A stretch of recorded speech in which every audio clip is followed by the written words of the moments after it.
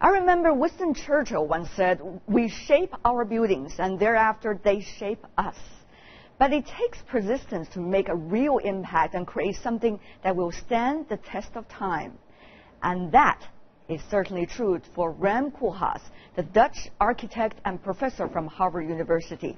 He first rose to fame in the 1970s with his groundbreaking firm, OMA, and over the years has become an architectural icon. He's even made his mark here in China with the new CCTV building in Beijing.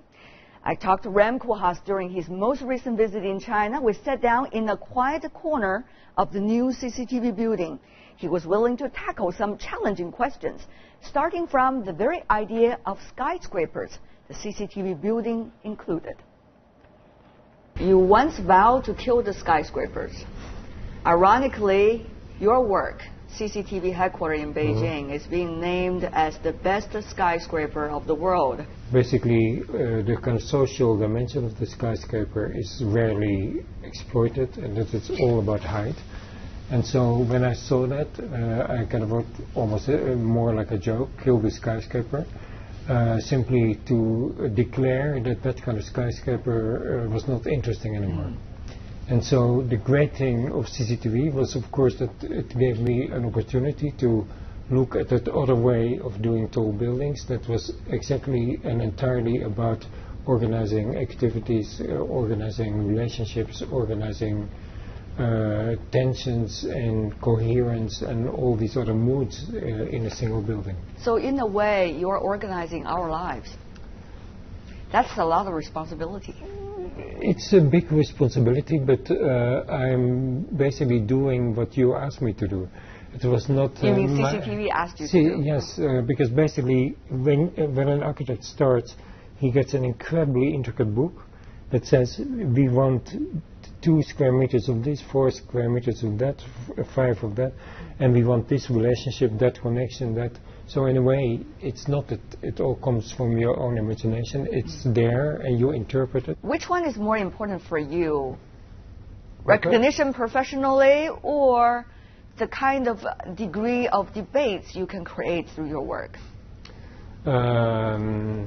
It's true that recognition per se is not that important to me, because my own judgment is very often quite harsh and quite critical and also self-critical. So, and I do really am very interested in playing a role in not provoking, but in inspiring discussions and posing questions.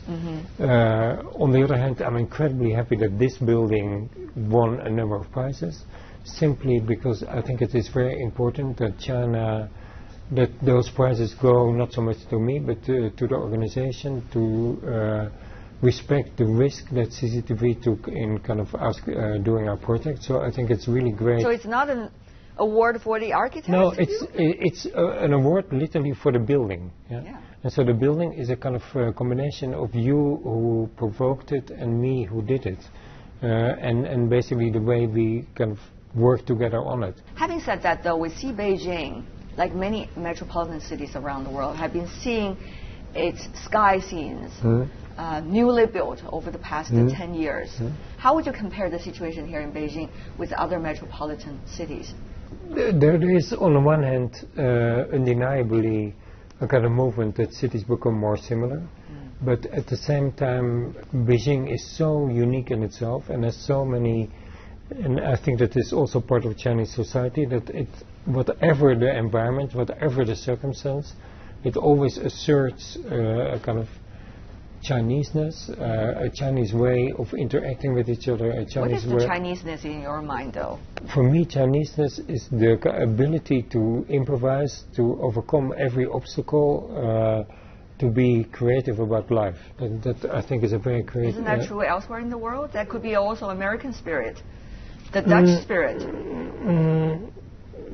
We are much too used to comfort. What has been the most impressive to me is that the decision to do CCTV was taken by people who were at the most 40 years old at the time. So what I've kind of really learned and appreciated very much is the interaction with a nation which is so young as China is. Oh, is it an age issue? And that is, well, you laugh, but actually it's a very important influence. How would you judge whether an architecture is a good one or a bad one? For me, architecture doesn't even have to be that good. It maybe sounds strange, but I also like a lot of mediocre architecture.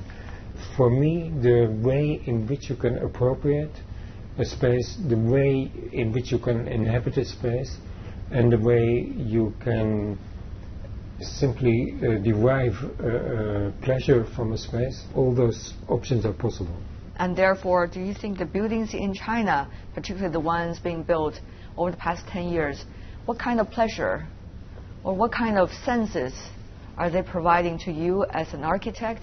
Well, there is basically a number of buildings built in China recently that offers one particular pleasure in abundance, and that is the pleasure of trying to reach a maximum and trying to reach a maximum ambition. And this building is obviously one of them. And for me, but I think also for other people, that represents a certain pleasure, the pleasure that you have tried extremely hard and that you are not met with failure, but maybe with a certain amount of success. I think that it's very important not only for the architects, not only for professionals, but also for a society to see that certain collective achievements are possible. However, on the other hand, many also wonder, have our life been overstretched as a result of the rapid development? That's a big debate going on here in China. I understand. So how do you see the two sides of what you consider as the Chineseness? I can understand a kind of fatigue from the Chinese, but I travel a lot. I also see in kind of situations in Europe and situations in America, not a fatigue, but a kind of melancholy, and a kind of melancholy that their time is over or that their greatest achievements are behind them. And of course that is to some extent true, although I think at some point we will discover again new possibilities for ourselves. But in that sense, the Chinese fatigue is kind of something to cherish and to value, because it's the fatigue of trying to find a better level and inventing a new or establishing a new society. What's your plan for the future? What kind of building are you going to build and design for us to corrupt our senses by refining architecture? After a long period of kind of interest in buildings and in cities, I'm now kind of really focusing more on the countryside, because I think that that is a bigger issue, both in China but also in other countries. Very interesting. I'm looking forward to your new buildings in China's rural areas. Thank you so much. Let's wait and see how it will work. Yes. Thank you so much for being with us.